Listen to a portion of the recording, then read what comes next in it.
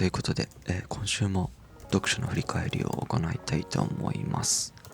今週は中村文則さんの彼の左手は蛇の世界に引き込まれた1週間でした。語り手の男の内省の声に耳を傾け、じっくりと考える時間を持てた気がします。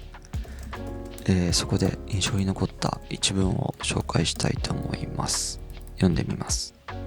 世界を生きるにおいて今ある価値観が全てと思うのと、別の価値観がかつて存在したと感じながら生きるのとでは大きく違う。この世界にある様々な別の価値観の存在は読むようになった小説などが表現していたことでもあった。蛇の歴史でそれを現実的に知ったというような。私は私を取り巻く現在の世界は全てではないと思うことで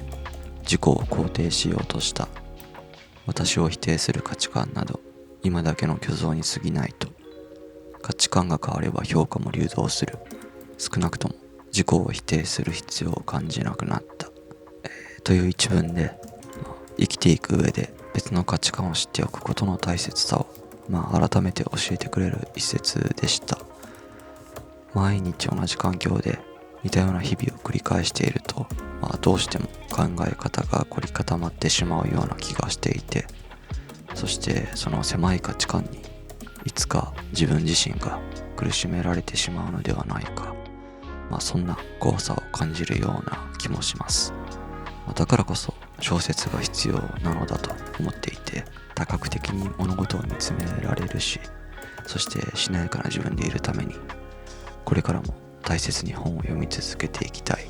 そして自分の視点を大切にしたい。そう思わせてくれる一節でもありました。ということで、皆さんも最近出会ったいい一文があればぜひコメント欄で教えてください。今週もご視聴ありがとうございました。